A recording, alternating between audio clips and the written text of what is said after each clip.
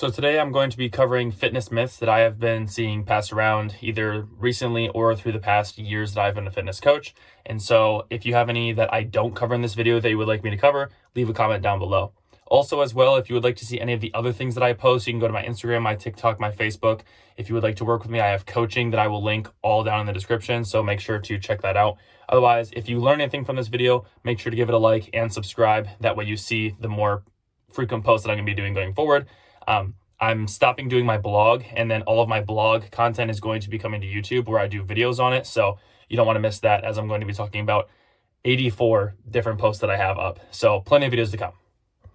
The first one here is muscle soreness is necessary for growth. That's not true. You don't need to have soreness in order to grow. It's not indicative of growth. Soreness within itself can occur from many things. Even running can cause soreness, and that inherently isn't going to mean muscle growth is occurring. While muscle soreness can be a sign that you're not atrophying. So if after a workout, you have soreness in the muscle of the specific muscle that you hit. So let's say I hit biceps and my bicep is sore. That can mean that I am going in the right direction as far as growth goes, but soreness isn't a correlational value towards growth. So if I have a little bit of soreness on one bicep day and a lot on the other day, that doesn't necessarily mean that one was better than the other. Things outside of just lifting can lead to soreness. So let's say going into one session, I'm very, very hydrated. I've slept well. I've ate well. My stress is under control. All of my other factors are good. And then I train effectively. I could be less sore, but have a better workout because everything else in the equation was balanced. Now, let's say I don't sleep well. I'm hungover. I have zero hydration. I go into the gym. I do a lackluster workout, but I'm sore. That doesn't mean that that workout was better. It just means that I'm more sore from it. More fatigue has occurred. So again, it's not a it's a correlation, not a causation. Here's one if you've been around since like the Arnold days of lifting, or you've heard him talk, or other, kind of old bodybuilders talk about shocking the muscle. In my opinion, shocking the muscle is actually detrimental. Now, I know that some people like to talk about, again, you get more soreness when you're doing something new that's novel to the body. And also mentally, it's sometimes fun to do new things. So if I'm always doing leg extensions, I might want to switch it up and do goblet squats. If I'm always doing squats, I might want to do, leg press, whatever else. But the reason that you don't want to shock the muscle all the time is you can't really track it. So if I'm trying to track all the movements that I do, let's say one day I do like 200 pounds on leg press. And then the next day I do 200 pounds, the next day I do 200 pounds, and the weights are staying the same and the reps are staying the same. That means I should probably be pushing harder or going up in weight. The reps should go up, the weight should go up. Something should be increasing if I'm trying to get better over time. Now, if I'm going from leg press one week to then squats the next week to then RDLs or whatever else my main compound is going to be, it's hard to track those consistently because either I'm going to have a bunch of sheets that I'm constantly tracking different things on, but also I'm not seeing that linear progression over time if I'm changing my workouts all the time. That's why a lot of the times these fitness influencers who do my workout with me and they go on Instagram and they post like a different workout every single day, it's hard to always track what you're doing when you're just following what they do. There's a lot of other reasons that I can get into why that's maybe not beneficial, but in essence, shocking the muscle is not necessary and it can be detrimental. You don't want to be doing different things every single day just for novelty. Consistent tracking of things over time is what is going to get you the best results. Now, again, if I want to go from squats to leg press, perfectly fine. I can switch it up. It shouldn't be more frequent than at least a month or a couple months that I do so, unless it's something that's detrimental. So if I'm doing leg press and it hurts, maybe switch it up. But if it's just because you're bored, try and push through for as long as you can and then switch it up. That way you can make consistent progress. The next one here is cardio is bad for muscle growth. This one is kind of a yes and a no, I would say. If I'm someone who is trying to be on like a bodybuilding stage, I want to get as big and as lean as possible, I should probably also not be training for an ultra marathon. That probably doesn't align with my values as far as what my main goal is. So if we're going to the extremes there, if we're doing like 100-miler and trying to grow muscle, not the most beneficial. It's going to be hard to get the most bang for your buck from both of those. Now, if we're doing 15 minutes of cardio after our workout or 15 minutes of cardio before, and it's not that intense, not a big deal. If we're doing sprints on the treadmill before our leg day, yeah, probably not a great idea. So again, I mean, let's use a little bit of common sense here, right? If we're doing something that is going to make us really, really tired for our lift, it's probably not beneficial. That can go for anything. It doesn't need to just be cardio though. If we have a super hard leg day and then the next day we have, a push day, that push day can still be impacted because of systemic fatigue. I am not, training my chest on my leg days, but I am training my body and I'm going to be tired the next day because of how hard I train legs. And so my chest might not be able to get as much, or I can't put as much effort into it because I'm tired. That's why these things like sleep, stress, nutrition, hydration, I mean, I go on and on about them constantly, but they're important. That's why I do. If we're not balancing those, nothing in the gym really matters. So just keep that in mind. You can do both. I do both. I do cardio and I lift, but I'm not pushing my cardio trying to be, the fastest, best runner I can and training every single day because it's just not realistic for my goals of putting on muscle. The next one here is diet soda is bad for you. This one's very interesting because I can take a couple approaches with this. If we're talking just specifically about aspartame, there's a million videos on the internet talking about how aspartame isn't actually bad for you. The study that was popularized on this subject about aspartame was done in rats. The total amount of soda that you would have to drink per day in order to get the dosage that those rats were getting is upwards of 30 cans a day, and you would have to consistently do that over the time in which they did the study. It wasn't just like a one-day dose type thing. It was multiple days that they were doing this with the rats. So unless you're consistently drinking 30 cans of diet soda a day, you're probably good. Now, if we're wanting to take the more abstract approach here and not just specifically about aspartame itself, what is bad? Bad is relative. Diet soda itself could be bad because of the caffeine in it, if you don't like caffeine, or if you are very, very sensitive to caffeine. So is it bad for that reason? But that would also mean that coffee is bad. That would also mean that energy drinks are bad. That would also mean that those packets of caffeine are bad, or gum that has caffeine in it. There's run gum. Is that bad? Again, everything is so relative. It's very hard for me to look at these videos and take them seriously when they're like, this is bad for you because it has this. In what context? That's why I think critical thinking is very important, not just in this field, but especially in this field, because depending on your goals and what your values are with food or whatever else, you can, take somebody's advice, but look at where they got that information. If they're saying it's bad just because of anecdotal evidence or maybe one study, look into other avenues and see what other people are saying. A vegetarian going and saying that they think meats are bad for people makes sense because they don't eat meat. That's nothing against vegetarians. If a keto person is saying that the things that they don't want to eat are bad, obviously, right? So listen to who you're taking advice from. If someone is saying that something is bad and it's horrible and it's going to kill you, unless it is something like a hard drug or something like that, it's probably not true to the degree that they're saying it is. So take it with a grain of salt.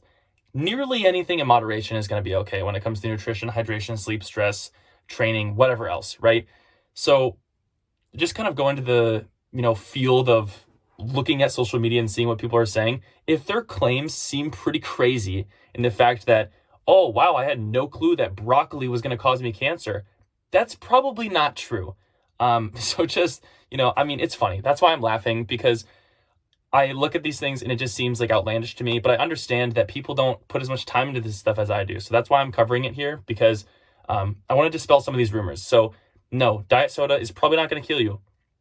If you're drinking a lot of it, it might be something to look into, but it within itself isn't inherently bad. I've made a blog post about this where I talked about apples. Did you know that apple seeds have cyanide in them? So we shouldn't eat apples because they have cyanide, and cyanide is a toxin and it's a poison and it can kill you. It's not going to. Like, you would have to eat so many apple seeds in order to actually have a reaction to it. Our bodies can digest cyanide, so as long as we're not having a bunch in our system, we're probably good. So I don't know. It's just something interesting that I wanted to talk about in regards to this myth. So yeah. Next one here is you need to eat clean in order to lose weight. No, you don't have to. The only thing that matters in order to lose weight is the law of thermodynamics. So if I am supposed to eat 2,000 calories a day in order to maintain my weight, I need to eat less than 2,000 or burn more than the total amount that I'm supposed to eat in order to lose weight. So I can approach this a couple different ways. If I want to eat 2,000, I just burn 200 to 500 calories to get into a deficit. That can be walking, that can be running, that can be lifting, that can be swimming, that can be biking, whatever you want it to be. I just need to burn more than I was at my baseline. Other way is if I want to eat less and I don't want to do any cardio, I don't do any cardio. Instead of eating 2,000, I eat 1,800 or 1,500 or whatever number that you want to aim for that you can consistently do week by week. It's important that you don't do, 5 days on, you're great during the week, and then the weekend you just completely blow it out of proportion. You need to be realistic about the fact that it needs to be either every day or your off days where you have your cheat days. You're still tracking those. Those can be higher, but your other days need to be brought down more in calories in order to balance it out then. So just something to keep in mind there. Another point that I have on this one is the 80-20 rule. A lot of people talk about how you can just do the 80-20 rule and lose weight, or you can do Jenny Craig or vegetarian, vegan, keto, whatever else, right? All of those are also under the umbrella of the law of thermodynamics. You can do any diet that you want and still lose weight. You can do no diet.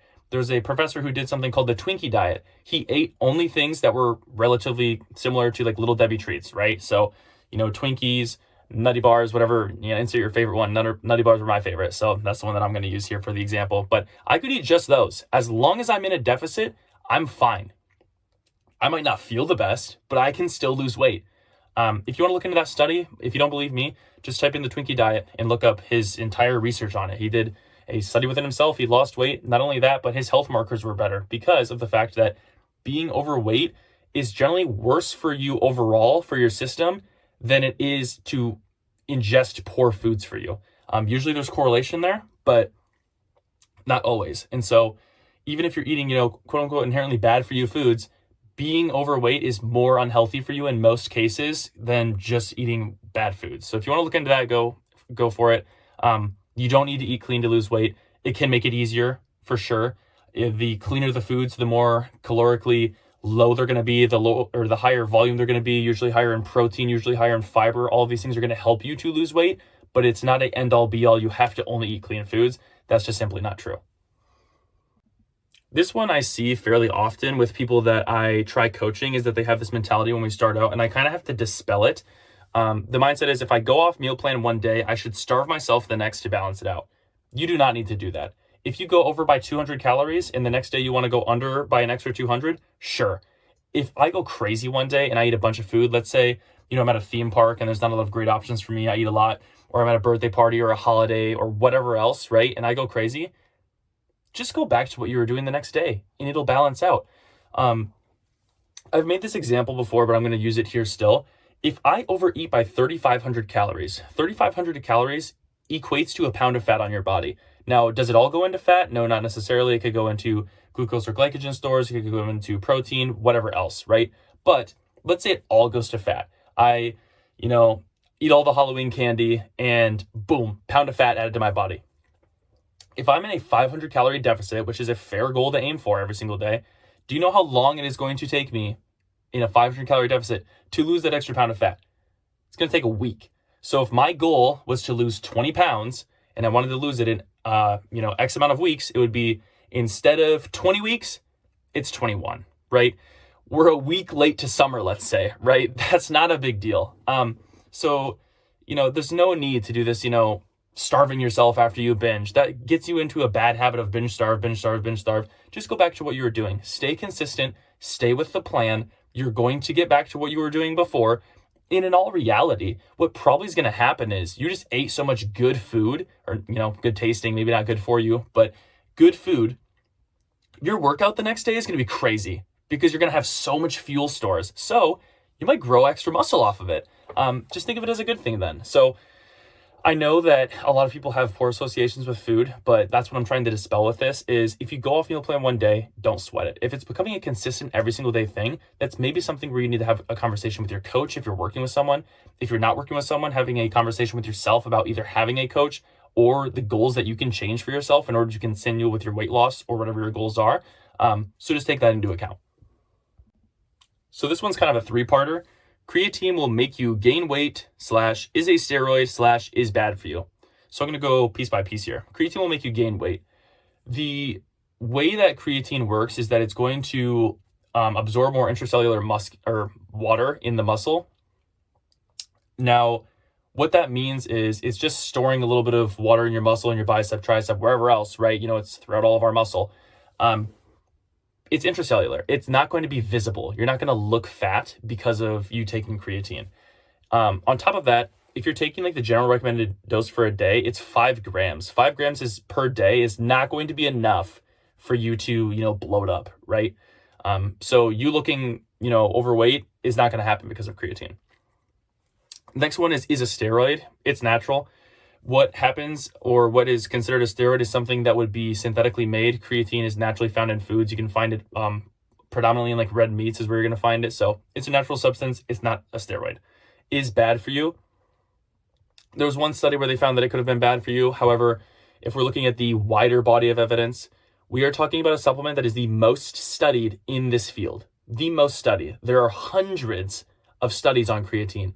If any of them would have pointed to negative side effects, I would have mentioned it. Again, I mentioned one, and that was more of an anecdotal study. They were trying to push a narrative more than anything. So if you want to look that one up, you can. But every single other study that has talked about creatine, not only in physical, but also cognitive ways, they have found that creatine can be helpful. If you're looking for vertical jump height, if you're looking for test scores for some reason, creatine can help with that. If you're looking for muscle gain, if you're looking for endurance, even endurance runners can benefit from it. It's beneficial. There is zero side effects from what we have found. Again, it's something that is found in red meat. So if you were to just increase your red meat accumulation for the same day, it would balance out. Now, is that hard to do? Yes, it's very hard to get 5 grams every single day through food sources. So that's why we have supplements. It's no different than you taking your daily multivitamin. If they put creatine in a multivitamin, nothing would change. But yeah. Next one here is lifting will make me look bulky. This one I find as a point more common with women comparative to men, because a lot of times men want to look more bulky, whereas women don't on average. And so generally the advice that I want to give them is, if you look at a lot of fitness models or beach models or whatever else, a lot of times they will have a decent amount of muscle on them. They're just very, very lean. So if you are overweight, that's going to be something that's going to make you look bulky, but muscle itself is generally just going to shape your body more. So, if you have a little bit of, like lat muscle, the back muscle right here, and then you grow muscle on like your glutes and legs, you're going to have more of an hourglass shape then. So that's not going to make you look inherently bulky. If I were to train like only my obliques right here, like the side muscle here, I might look more wide then. But for the most part, we're not training that to failure so often that we're going to, just look bulky. So training your shoulders, training your lats, training your back, training your legs, whatever else, it's going to make you look better on average. As long as you're having, the muscle gain with loss of fat, you're going to look great for the most part. Most people on average, for the look that they're going for, they need to put on more muscle before they actually look the way that they want to. If you don't train to put on muscle and you just lose weight, you're just going to look like a smaller version of yourself. I would say for the most part, 10 to 20 pounds of muscle on anybody and then losing weight would make them look significantly better than just losing the weight itself, because you're not going to look bulky. You're just going to look more shapely. So yeah, that's the point that I wanted to make with that. And it takes time. It's not an easy process. So, same thing with weight loss or whatever else, but it's not going to make you look bulky. Another metric that you can use to make sure that you're not getting, too big, if that's a worry of yours, even though you would probably catch it, because muscle is not an easy thing to accrue over time. It takes a long time, but get a pump in the gym. And that's kind of like a litmus test to say like, okay, am I getting too big? If you look big in the gym when you get a pump and that's like, okay, that's too far, you're probably getting close to that point. If you don't look that big in the gym with your pump, because the pump is going to be when you're looking your biggest. If you look at yourself and you have a pump, you're like, dang, I look good. Continue to work out, because you're going to eventually, that's going to be your baseline. You're going to look like the pumped version of you. Continue to do that. If you get a pump and you're like, okay, this is maybe a little too much, maybe just maintain where you're at. Focus on weight loss then. So yeah. Eating fat or carbs will make me fat is the next one. I think this one's kind of funny to me, because like every other year it goes back and forth about like carbs are going to make you fat, eating fats are going to make you fat, back and forth, back and forth. It's just, like tennis. Okay. Neither are going to. Calories are going to make you fat. Does not matter where they come from. You can overeat on protein. You can overeat on fats. You can overeat on carbs. You can overeat on anything. Does not matter. If you are in a surplus, you are going to gain weight. Therefore, you are going to gain fat, because the accrual of it isn't always just going to be only muscle, right? Now, Again, if I were to only eat carbs and cut fats out of my diet completely, which I would not recommend because fats are important for hormones, they would still be converted into fat. If you've taken any class where they have covered the process in which their conversion rate between fats, proteins, and carbs, they can all convert into each other. So yeah, you can't necessarily just, cut out fats and not gain fat. You can't necessarily just cut out carbs and not gain fat.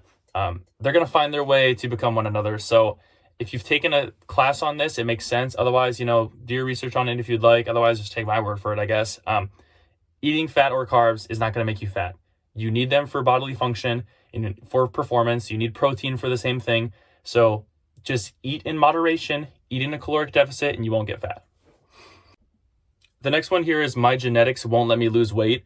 Barring any extreme cases where you have, like a thyroid issue to the point where it actually does not let you lose weight, or, something very specific like that, your genetics are not the issue. Now, a lot of it, is correlational, and people like to think that it's their genetics because of the way that they were raised. So if you're in the environment where you're raised in a household where, butter is in every meal, you're eating, a lot of, like high calorie dense foods, not a lot of, proteins or whatever else. There's not a lot of volume to your meals, but there's a lot of calories, and you're doing that every single day, and all of your people in your house are doing that. You likely don't know how to make foods that are going to fit your goals. You likely eat more because that's just how you've been accustomed to it.